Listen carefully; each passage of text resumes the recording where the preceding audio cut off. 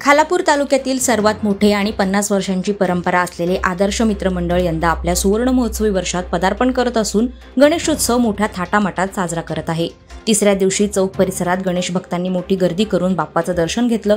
या प्रसंगी चौक SBI बँकेचे मॅनेजर, माजी सरपंच विष्णू खैर, शाखा प्रमुख रामदास कायनकर, शाखा प्रमुख प्रकाश जाधव, नाभिक मंडळाचे अध्यक्ष मंगेश शिंदे, आंबेवाडी सरपंच संदीप भस्मा, व्यापारी असोसिएशनचे प्रमोद दबके यांच्यासह अनेक मान्यवरांनी बाप्पाचे मनोभावे दर्शन घेतले।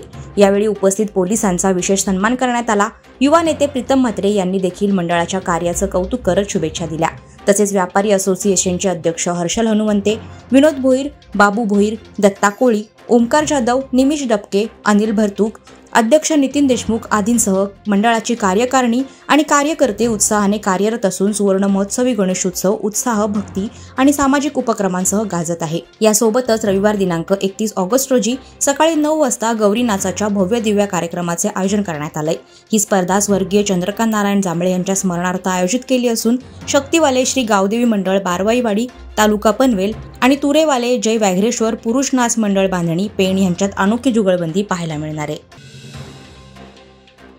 पनवेल बस स्थानक जवळील स्टड व्हीन बिल्डिंगमधून विक्रम कैय्या यांच्या नेचर फ्रेंड सोसायटी पनवेल या संस्थेचे कार्यकर्ते शार्दूल वारंगे यांना बिल्डिंगमध्ये पार्किंगच्या आवारात साप असल्याचं फोनवरून कळवलं।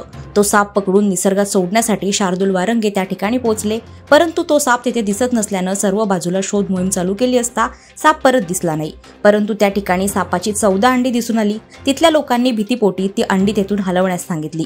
पुढे ती सर्व अंडी वनविभागाच्या मार्गदर्शनानुसार nature friend society NFS Panvel या संस्थेच्या प्रथमोपचार व पुनर्वसन केंद्रात पुढील प्रक्रियेसाठी आणण्यात आली। त्यानंतर त्यांना निसर्गात सोडून देण्यात आलंय। दिगोडी गावातील सुकन्या अवनी अलंकार कोळी हिने कझाकिस्तान येथे झालेल्या आशियाई शूटिंग चॅम्पियन स्पर्धेत ब्रॉन्झ मेडल पटकावून राष्ट्रीय क्रीडा दिनी आपल्या देशाचं गावाचं नाव सुवर्णाक्षरांनी लिहिल्याने तिचे सर्व स्तरातून अभिनंदन करण्यात येते। दिगोडे गावचे माजी सरपंच अविनाश पाटील, सरपंच कीर्तिनिधी ठाकूर यांनी अवनी अलंकार कोळी हिचं अभिनंदन केलंय।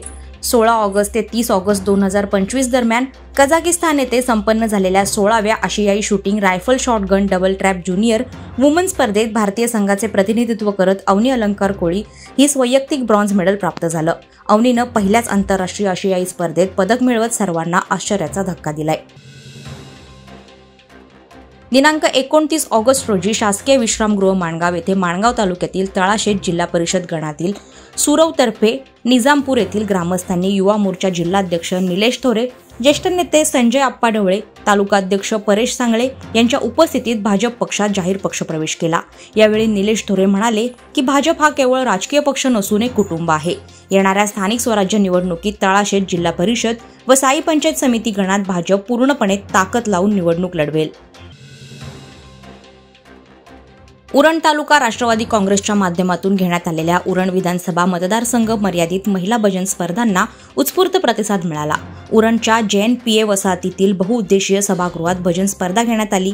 राष्ट्रवादी काँग्रेसचे राष्ट्रीय अध्यक्ष तथा राज्याचे उपमुख्यमंत्री अजितदादा पवार आणि रायगडचे खासदार सुनील तटकरे यांच्या वाढदिवसाचं औचित्य साधून मागील अनेक महिने जिल्हाभरात विविध कार्यक्रम सुरू आहेत। त्यांचाच एक भाग म्हणून उरण तालुक्यात देखील या स्पर्धा घेण्यात आला। त्यामध्ये तब्बल 13 विविध भजनी मंडळांनी सहभाग नोंदवला होता। सकाळी 9 वाजता सुरू झालेली ही स्पर्धा संध्याकाळी 7 वाजेपर्यंत चालली। या स्पर्धेच्या ठिकाणी राज्याच्या महिला आणि बाल कल्याण विभागाच्या कॅबिनेट मंत्री नामदार आदितीताई तटकरे यांनी भेट देऊन आयोजकांचं कौतुक केलं। वादळवारा लाईव्हसाठी न्यूज ब्युरो, रायगड। नवी मुंबई व रायगड जिल्ह्यातील ताज्या बातम्या आणि घडामोडींसाठी सबस्क्राईब करा वादळवारा लाईव्ह चॅनल आणि दाबा बेल आयकॉन।